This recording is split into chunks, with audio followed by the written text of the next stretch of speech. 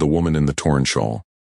The marble lobby of Ashford and Vance Holdings gleamed like something out of a dream, crystal chandeliers scattering warm light across gold-veined floors, a living wall of ferns breathing green against dark mahogany, the faint clink of champagne glasses from a small gathering near the leather sofas.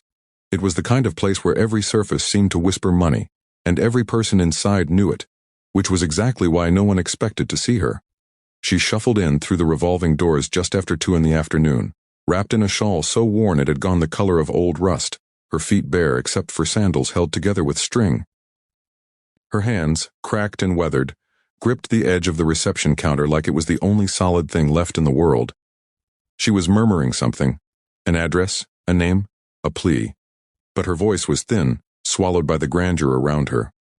"Ma'am, this is a private building," the young receptionist said, glancing nervously toward the seating area where a cluster of well-dressed executives had already turned to stare.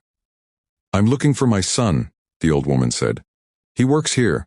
Please, I just need someone to—" A ripple of laughter cut her off. One of the men lounging on the couch, an open leather portfolio balanced on his knee, didn't even bother lowering his voice. "Looks like the wrong entrance, love. Shelter's 2 blocks that way." Another woman, sharp heels crossed at the ankle, smirked into her wine glass. Someone should really tell security to check who's walking in off the street. The old woman flinched, not from anger, but from something quieter. The particular sting of being looked through, as if her whole self had been reduced to the state of her clothes. She lowered her eyes and began to turn, murmuring an apology to no one in particular, already resigning herself to walking back out into a city that had never had much patience for her. That was the moment Amara stepped out of the elevator. She wasn't loud about it. She didn't need to be. In her fitted emerald dress and heels that clicked with quiet authority across the marble, people simply noticed her, the way a room notices someone who carries themselves like they belong in it. She was the head of client relations, 29 years old, known throughout the firm for being unfailingly polite and completely unbothered by office politics. She'd clawed her way up from an unpaid internship 5 years ago, and she still remembered, with painful clarity, what it felt like to be dismissed by people who thought money made them better. She saw the old woman's shoulders curve inward. She saw the smirks on the couch, and something in her chest went very still and very cold. "Is there a problem here?" Amara asked, not to the old woman, but to the group by the sofas. The man with the portfolio chuckled, waving a hand. "No problem, just redirecting some foot traffic." Amara didn't answer him. Instead, she crossed the lobby, her heels striking sharp, deliberate notes against the stone, and came to stand beside the old woman. Up close, she could see the woman's hands trembling. Not from fear, she realized, but from exhaustion, the kind that settles into bones after a long walk with no destination. "Ma'am," Amara said gently, resting a hand on her shoulder. "Are you all right? Can I help you find someone?" The old woman looked up, startled by the kindness, as if she'd forgotten it was still a thing people offered freely. "My son," she said softly. "He works in this building. I haven't seen him in almost a year. I lost his number when my phone broke and I only remembered the address." "What's his name?" "Daniel," the woman said. "Daniel Whitfield." The lobby, which had been humming with quiet amusement a moment before, went suddenly completely silent. Amara felt her stomach drop. Daniel Whitfield was the CEO, the man who had built this company from a single office with 3 employees into one of the most respected firms in the city. The man whose photograph hung in the boardroom upstairs, whose name was etched into the granite plaque by the entrance. The man everyone in this lobby answered to, one way or another. She looked down at the woman beside her, the torn shawl, the cracked hands, the tired, hopeful eyes, and understood with sudden and total clarity exactly who she was looking at. "Mrs. Whitfield," Amara said quietly, "let's get you somewhere comfortable while I find your son." The transformation in the room was almost comedic in its speed. The man with the portfolio sat up so fast he nearly spilled his drink. The woman with the wine glass set it down like it had turned to acid in her hand. Someone near the reception desk audibly gasped. Amara didn't acknowledge any of it. She simply guided Mrs. Whitfield toward the nearest sofa, the very one the group had just vacated with startling haste, and knelt down in front of her. "Can I get you some water? Something to eat, maybe?" "Water would be lovely," Mrs. Whitfield said, some of the tension easing from her face now that someone was finally looking at her instead of past her. "You're very kind." "I'm just doing what anyone should," Amara said. though she was already gesturing for the receptionist to bring water, already pulling out her phone to call up to the executive floor. It took Daniel exactly 90 seconds to reach the lobby. Those who saw him get off the elevator would later say they'd never seen the composed, famously unflappable CEO move like that.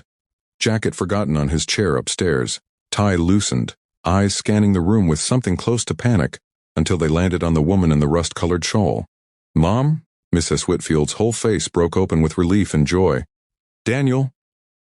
He crossed the lobby in a few long strides and dropped to his knees in front of her chair, gathering her hands in his. "How did you get here? Why didn't you call?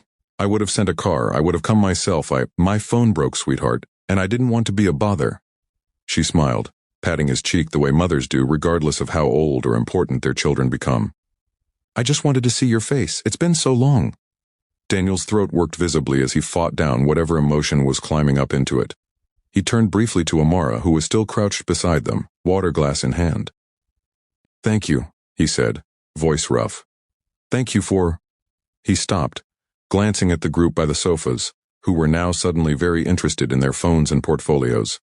Understanding passed over his face like a shadow. "What exactly happened before I got down here?" "Nothing that matters now," Amara said smoothly, standing and stepping back to give them privacy. But Mrs. Whitfield, ever the mother, wasn't about to let it go so easily. "They told me to go find the shelter 2 blocks away," she said, patting her son's hand. "This young lady was the only one who stopped to ask if I was all right." Daniel's jaw tightened. He rose slowly, buttoning the top of his shirt, and turned to face the small group on the sofas. The very group who, 20 minutes earlier, had been laughing at his mother's shoes. "I think," he said, in a voice that had gone very quiet and very even, "we should talk about what kind of culture we're building here. Because a company is not its balance sheet. It's how its people treat someone who looks like they have nothing to offer." No one on the sofas said a word. Daniel turned back to Amara, and something in his expression shifted. Not just gratitude, but recognition, as if he were seeing her clearly for the first time despite having walked past her in hallways for years. "What's your name?" Amara Chen. "I work in client relations." "Not anymore," he said, and for a moment her heart dropped, thinking she'd overstepped somehow. But then he smiled. The first real smile he'd cracked since stepping off the elevator. "I'm moving you to my executive team, effective this week. I want someone who treats people right when no one's watching, especially when they think it doesn't matter." Amara opened her mouth to protest, some instinct telling her this was too much, too fast, but Mrs. Whitfield reached out and took her hand. "Let him do this," she said warmly. "You gave an old woman her dignity back today. That's worth more than any promotion, but let my son give you the promotion anyway. He can be stubborn like that." Daniel laughed, a real laugh, warm and unguarded. And for a moment the whole lobby seemed to exhale, the tension of the last 20 minutes dissolving into something softer. Over the following weeks, the story made its way through the company the way stories do, quietly at first, then everywhere at once. People spoke of it in the break room, in elevators, in the hushed corners of meetings. Not the story of a CEO's mother mistaken for a beggar, but the story of the one person in a room full of comfort who chose kindness when it cost her nothing to look away.